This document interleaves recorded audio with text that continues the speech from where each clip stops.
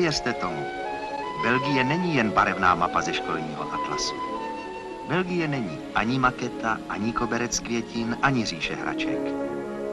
Je to země pracovitých lidí.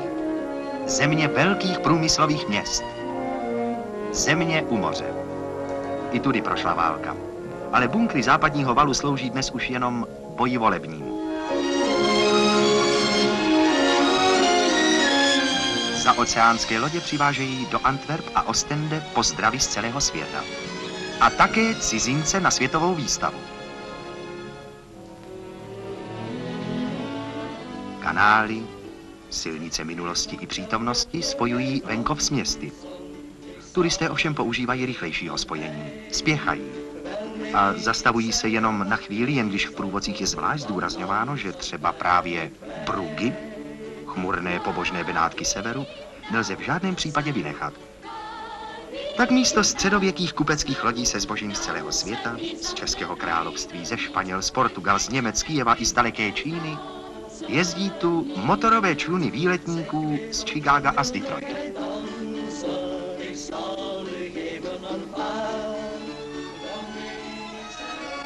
Z mostu na ně dost ironicky kouká náš krajan, jezuita Jan Nepomucký.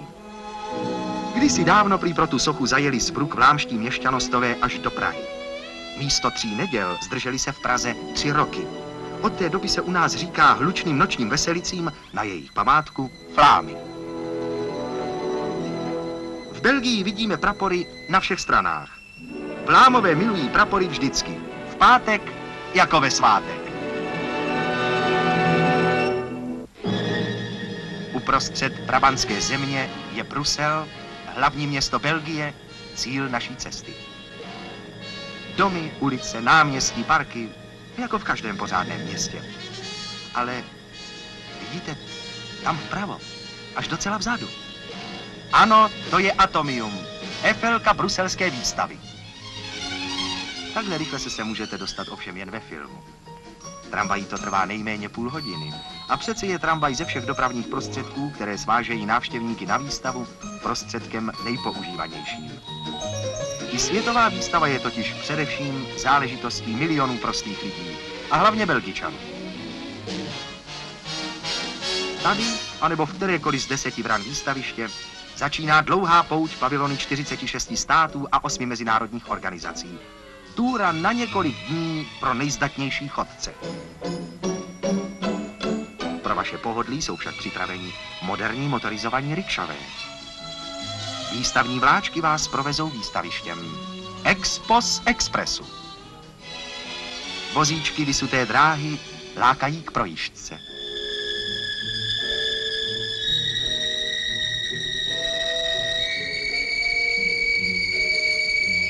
To je lidí.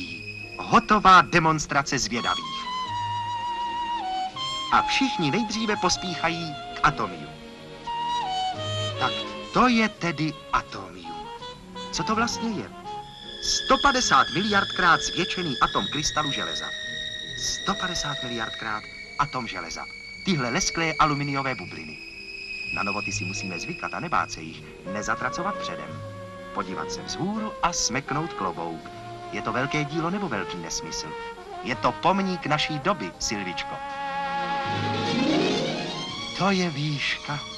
Nemáte závrať?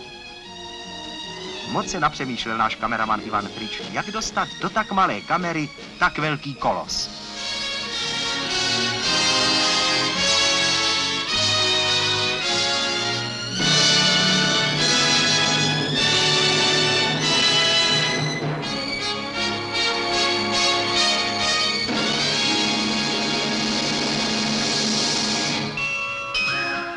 Před výstavy náměstí velmocí. Tady na křižovatce barev a zvuků stojí vedle sebe v mírové soutěži hrdé paláce Sovětského svazu, Spojených států a Francie. Jeden hezčí než druhý. Podívejte se, ti architekti mají ale dnes kuráž, co?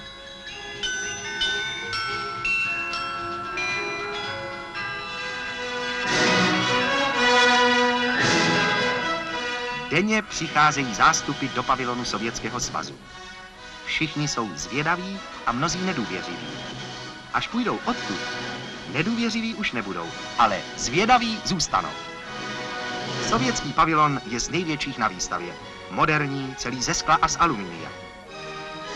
A uprostřed haly první Sputník. Hvězda socialismu, Trabant, družice, Rudý měsíc. Prostě Sputník. Vedle něho druhý, větší, který vynesl do vesmíru nejslavnějšího pejska Lajku.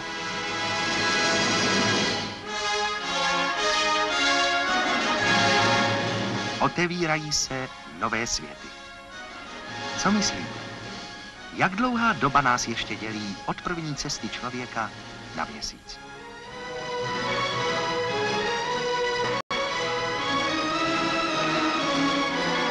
Třetí Sputník a Lenin.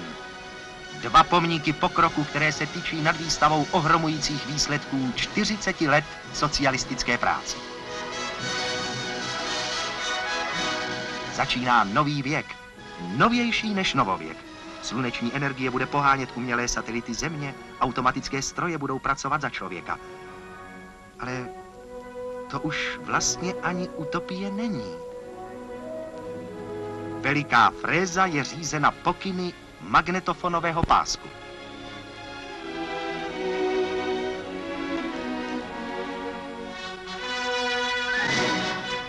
Neumíme ještě ani domyslet, jak obrovské změny přinese atomický věk lidství. Zatím raději obdivujeme to, čemu spíš rozumíme, třeba auta. Poslední sovětský bourák, Čajka. Nevěřící Tomášové začínají přemýšlet. A to nám pořád namlouvali, že Sovětský svaz nemůže nikdy dohnat Západ. A nejsou to jen Sputníky. Není to jenom těžký průmysl. Podívejte se, co toho je. Vývoj letí vpřed. Jako tryskové letadlo, jako sovětské tůčko.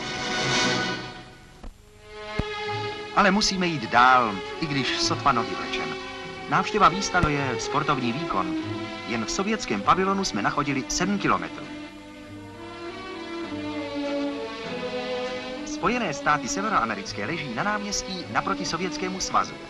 Byla to náhoda nebo záměr? Ať tak či onak, sousedé tu žijí v dobré shodě. Americký pavilon se podobá velikému krajkovému prstenu, nebo děravému bubnu, nebo obrovské bomboniéře, nebo cirkusovému stanu.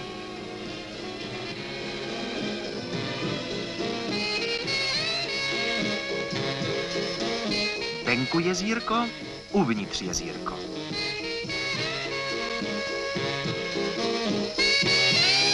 A nad jezírkem díra do nebe. Z hlediska architektonického je to velice pěkná díra. Král si nepřál, aby staré stromy na výstavišti byly káceny.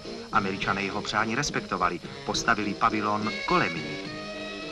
A tak stromy z Královského parku jsou teď jedinými stálými diváky nekončící módní přehlídky na můstku uprostřed jezírka.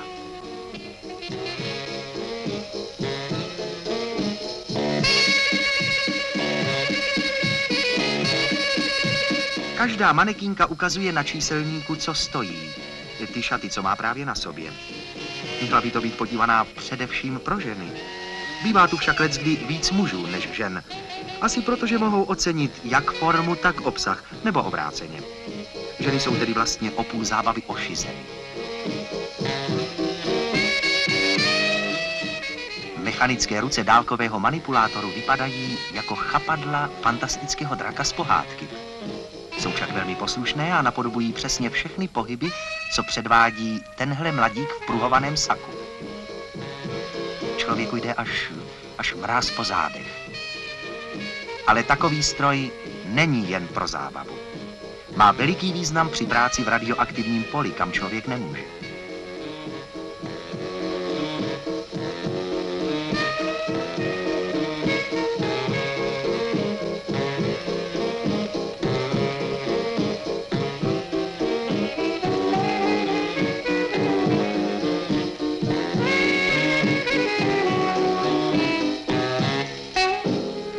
Moderní Amerika nejsou jen stroje, je to také americké umění. Tato chromová smyčka švihnutá do prostoru jako laso je opravdu krásná. Ale je to socha?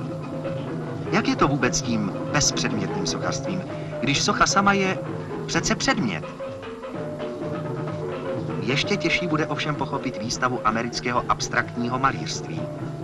Snad by vám dovedli umělci sami říci, co jejich obrazy představují, ale my jsme tu bohužel ani jednoho nenašli. To je vám zvláštní věc. Nikde nebolí nohy tak, jako na světové výstavě. Snad z přemíry dojmu. Nastává veliké mytí nohou, jako na Zelený čtvrtek. A ještě honem do rodinného alba maminka s tatínkem za svobodna na výstavě v Bruselu. Třetí na náměstí Velmocí, Francie. Francouzský pavilon je krkolomná konstrukce obrovského kovového a skleněného stanu, visícího na ocelových ráhnech zapřených do jediného bodu. Tady je ten pevný bod, na kterém spočívají 3/4 celkové váhy konstrukce. Z tvůrčí odvahy se zrodila nejpozoruhodnější stavba výstavy. Na jedné straně pavilonu vítá návštěvníky Mayolova socha ženy. Dnes už je to socha klasická, málem symbol Francie. Kdežto Picassova hranatá, kostrbatá koza na straně druhé, to je umění rostoucí z chudoby dneška. Podíváme-li se z můstků a ochozů dolů do změtí myšlenek, podnětů, hodnot a méněcenností, zatočí se nám hlava. Jak takový organizovaný velezmatek často dobře vystihuje vnitropolitickou situaci.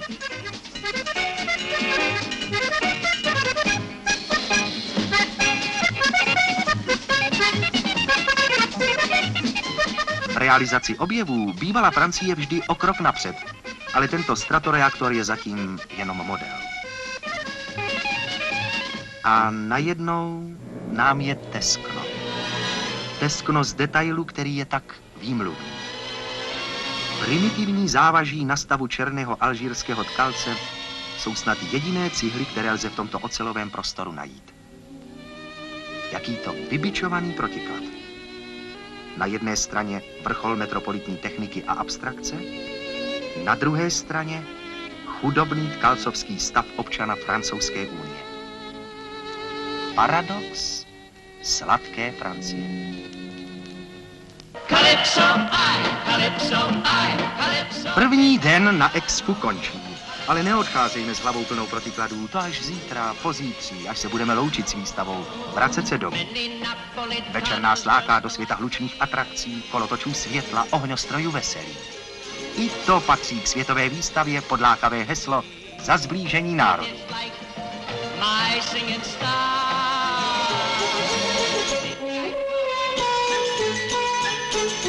Město vítá unavené návštěvníky výstavy. Jako by se sponořil do moře tmy, kde na dně svítí korále a perly. Girlandy světel visí nad třídami, výklady potněšile mrkají. Reklamy šplhají ke hvězdám a vstávají z mrtvých, sotva zhasly. Světová výstava není každý rok. Světová výstava je i velká obchodní příležitost. Injekce teprám konjunktury. Kupujte, jeste, chtějte, objednávejte, pojišťujte, kuřte, pijte, důvěřujte, žádejte, vstupte. Ano, vstupme.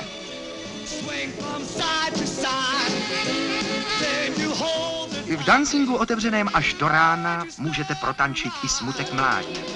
Jste-li mladí a jste-li smutní. I rock'n'roll se tu naučíte, chcete-li? Majitel podniku, učitel tance a vybraného chování předvádí ukázkový tanec.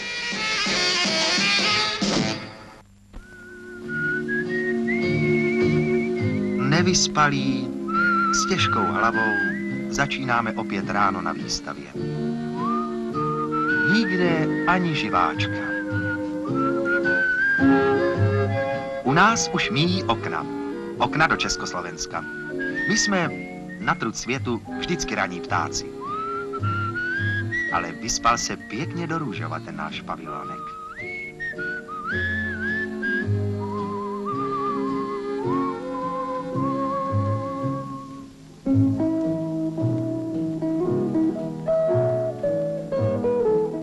pozor, jak začne znělka, bude 10 hodin. Teď. Výstava se otvírá. Celý ten kolotoč začíná znovu.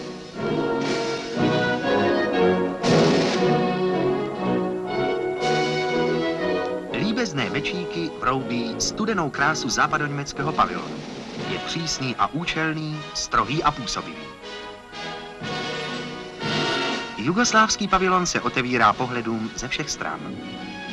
Záměrná, trochu průhledná elegance a příznačná vůle k novotvarům.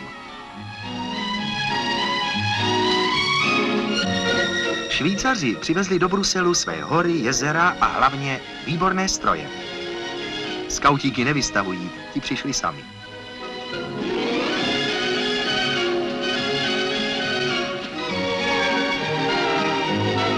A jestli u ondaní a dojmy přesycení návštěvníci přehlédli i ty nejpěknější švýcarské hodinky, určitě neminuli atomový chronometr. Kmitající molekuly čpavku řídí přesnost hodin, plus minus 1 vteřina za 300 let. Nevěříte?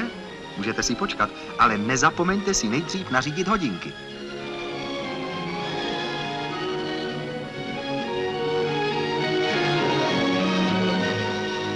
Hledáte Japonsko? Ano, správně, pravo kousek pod Amerikou. Máte přepěkný pavilonek, ze dřeva, papíru a neodolatelného vkusu.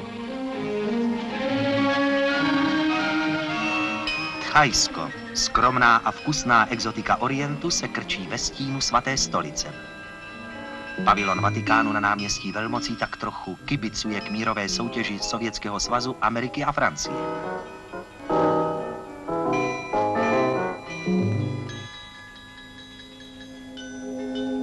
Věřící i nevěřící návštěvníky vítá Rodénův myslitel.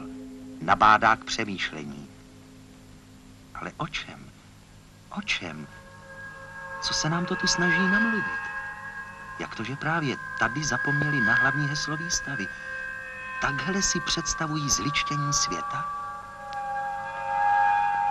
Ani aluminiový Kristus Pán z rour nikomu nepřiblíží staromyšlenku církevní moci nad lidstvem. A zvláště ne tady na světové výstavě, kde je tolik pavilonů plných světla a opravdového úsilí o lepší život. Ani ctihodným sestrám se to prý nelíbilo. Arabské státy vystavují společně. Projevují tak svou solidaritu v boji za nezávislost. Hodně se na západě psalo a lecjak psalo o Maďarsku. Tím větší byl zájem o maďarský pavilon. A každý se mohl přesvědčit, že přes všechny pomluvy Maďarsko roste a žije se v něm stále lépe.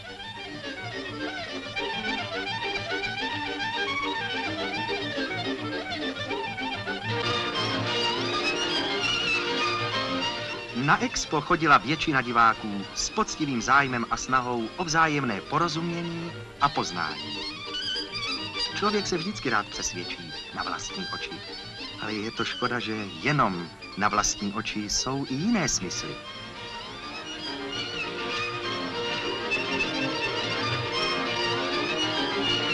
A na rozloučenou ještě jednou zahrajte mi čardáš. Putování zástupů po výstavě má svou nevyzpytatelnou zákonitost. Na první pohled by se zdálo, že to je chaos. Chodí se sem, chodí se tam, chodí se dovnitř, chodí se ven, podle plánu, bez plánu i proti plánu. A přece všichni někam směřují a někam dojdou, pokud jim v tom nic nebrání. Je to jako moře. Příliv, odliv. Jako moře, které si sem dovezli Holanďané, protože si už tak zvykli na ustavičný zápas s oceánem o každý metr půdy, že v něm musí pokračovat i tady. A je z toho jedna z nejhezčích expozic na výstavě. Národ pěších mořeplavců si dává 20 na palubě lodi, lákající k cestám do dalekých moří, alespoň ve snách, neboť ta loď nikdy nikam nedopluje a vzedmuté vlny jsou jen bouří ve sklenici vody.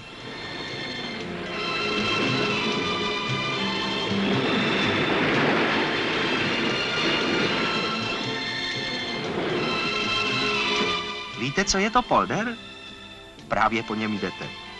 Je to území ležící pod úrovní moře, chráněné hrázemi a odvodňované kanály a různými důmyslnými mechanismy na přečerpávání vody zpět do moře. A tak to jde stále dokola, z moře na polder a odtud zpět do moře.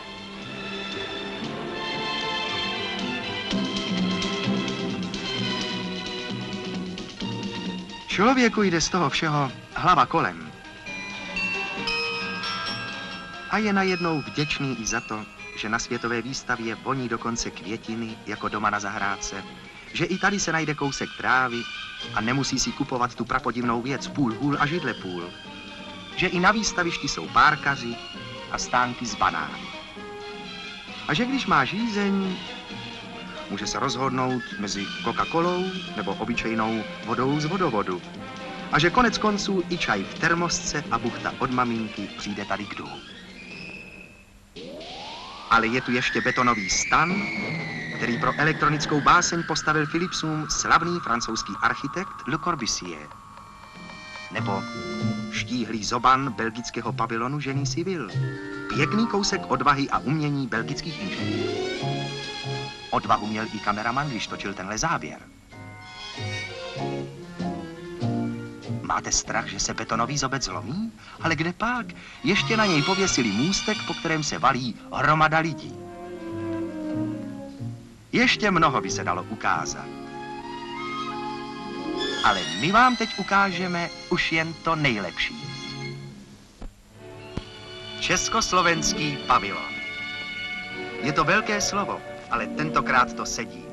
Československý pavilon dostal jako celek první cenu. První v pořadí prvních cen. První ze všech vystavujících států na výstavě. O to se zasloužili dělníci a umělci, inženýři a vědci, známí i neznámí v celé republice. Je to hezký pocit zastavit se uprostřed Belgie na skok v Československu. Na 10 000 čtverečních metrech se podařilo snést to nejpěknější, co u nás máme. S láskou, vkusem, mírou. A není to jenom náš dojem. Miliony návštěvníků byly překvapeny, dojaty, nadšeny. Ve vstupní hale jsou pamětní knihy, popsané do poslední stránky samou chválou. Z tisíců zápisů vybíráme jediný. Působíte dojmem nádherného rozvoje. Jak je to možné ve znamení komunismu? Podpis Belgičanka. Je to možné, milá paní. Právě proto je to možné. Hala energetiky. Betatron zabírá prostředek celého sálu. Je to vlastně veliký rentgen na ocel, zkoumající jakost odlitku. Dovnitř se nesmí, ale na kameru se zákazy nevztahují.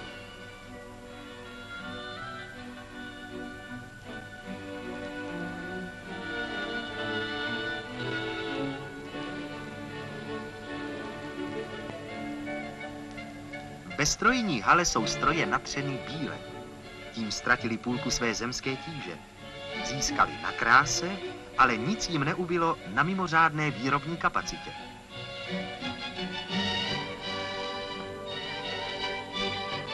Polarografy akademika Hejrovského jsou českým přínosem světovému bádání.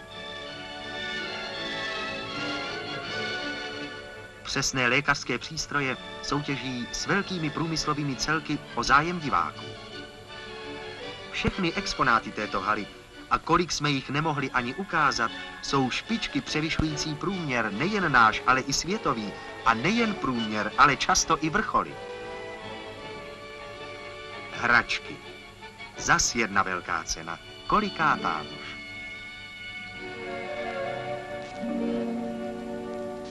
Jiří Trnka vymyslel pro děti zázračný strom, který rodí hračky.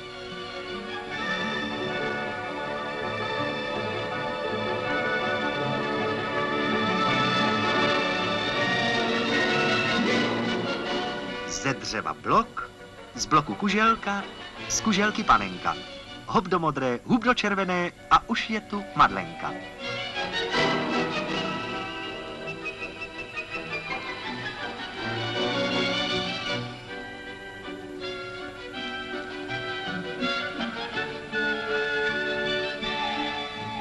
Neskle jsme tentokrát překonali sami sebe. V kolika přerůzných podobách se tu projevuje umění českých sklářů. Broušené sklo, chlouba českého řemesla, zmnohonásobí váš zvědavý pohled.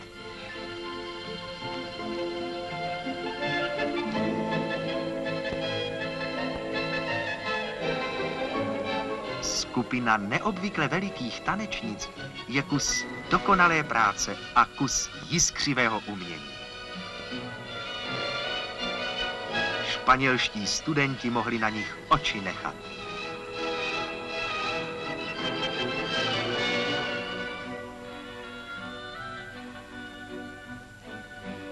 Ve zvěrokruhu se točí železnobrodské figurky vesele kolem plechového slunce. A opatro výš, jiné vypuklé slunce, jara, léta, podzimu a zimy zrcadlí barvy a vzory ročních období na československém textilu. Na co se dřív podívat? Políčko škrobených krajkových kytiček má půvab staromódní novoty.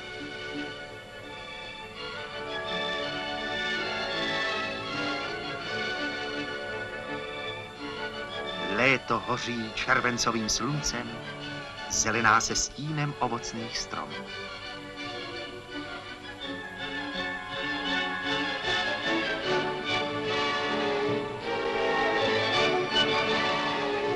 Podzimní mlhy táhnou lesem. A zima?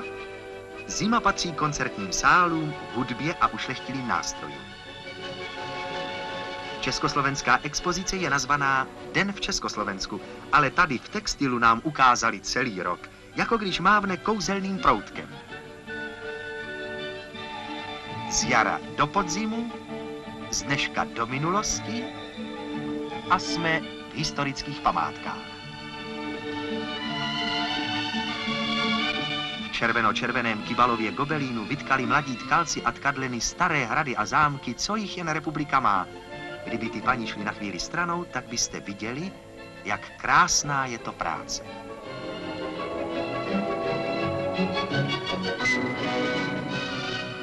V péči o památky nás žádný stát na světě nepředčí. Celá města jsme dali do původního stavu a dnes jsou kulturními rezervacemi. Vážíme si upřímně a hluboce uměleckých děl minulých věků.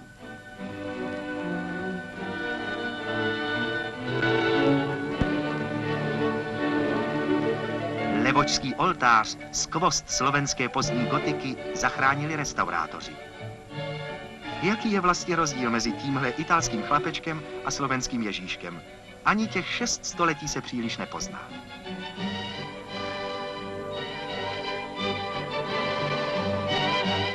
Od minulosti se vracíme opět do dnešních dnů.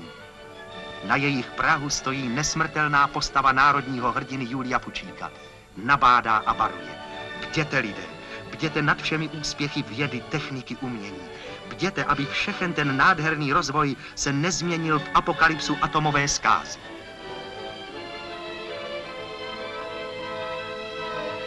Prohlídka československého pavilonu končí. Ale ne, ještě je tu laterna magika Alfreda Radoka, kouzelná lampa, přitahující denně stovky lidí k svému čarovnému světlu. Nemůžeme vynechat tenhle nejslavnější program bruselské výstavy, i když z něho ukážeme jenom zlomek, i když jen nesměle poodhrneme oponu. Rádi bychom ukázali víc, ale filmuj ve tmě, filmuj paprsek světla, pavučinu snů. Nebylo to v našich silách. Ale nemějte strach. Laternu magiku uvidíte doma v celé její kráse tak, jak ji obdivoval svět v Belgii.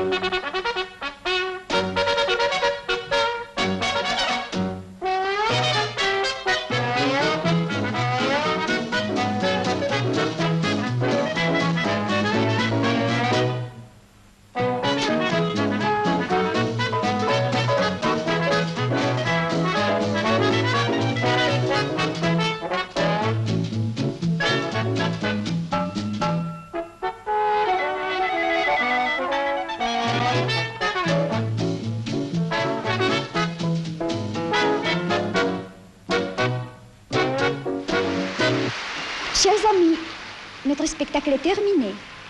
Je ne vais pas vous dire adieu, mais à bientôt, soit au commencement de notre prochain spectacle qui aura lieu demain après-midi, soit à Prague, où nous voulons vous accueillir aussi chaleureusement et de tout cœur comme ici.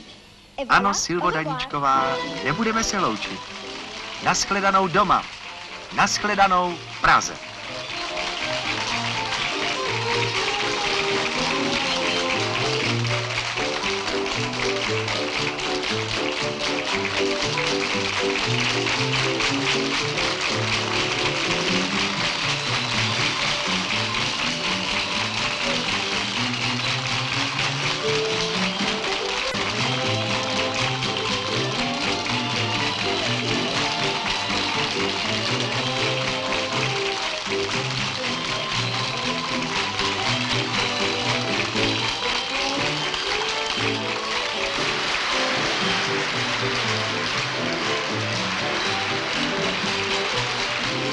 Horku léta, když jsme tohle všechno filmovali, každý záviděl najádám Jana Kavána, že se smí koupat ve vodotrysku.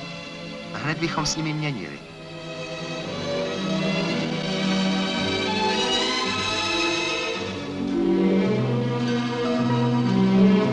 I to zimomřivé dívčí mládí, tak citlivě vyjádřené sochařkou Jiráskovou, toužilo po stínu. Nebo snad po lásce. A my zatím mysleli na večeři v naší slavné restauraci Praha.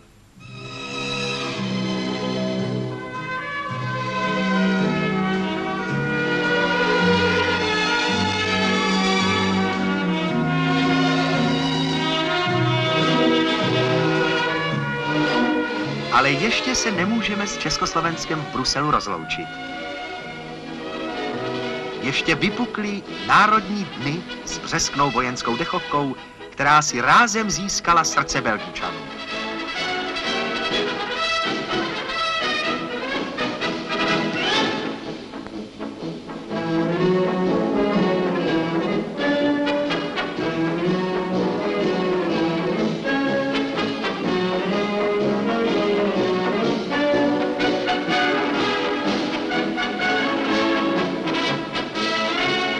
Po halasném nástupu vojáků uspořádali československé holubičky velkou mírovou manifestaci v povětří nad výstavou.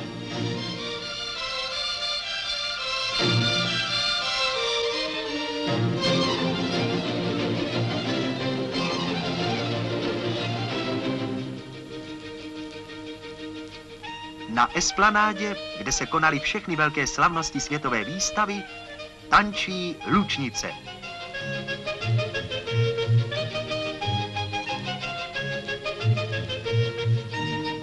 To vám byla sláva. Celý týden o tom psali belgické noviny. To u nás jste se toho tolik o československých dnech v Bruselu nedočetli.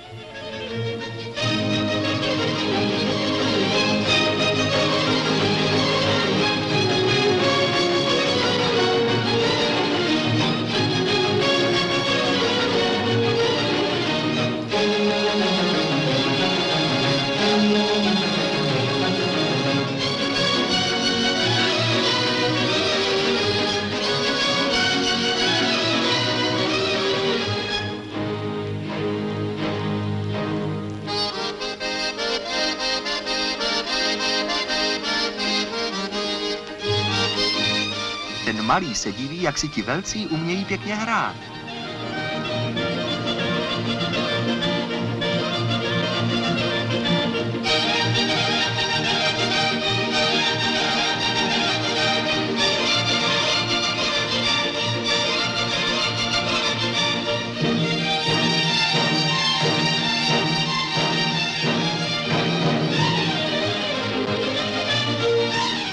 naše muzika a naše děvčata by roztančila i atomium.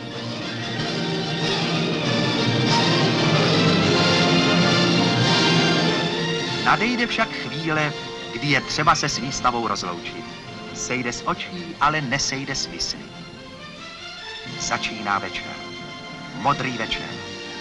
Modravých hvězd u modravých cest. Atomium bliká, jako by zrcadlilo miliony světel, milionů světů podzimní noční oblohy.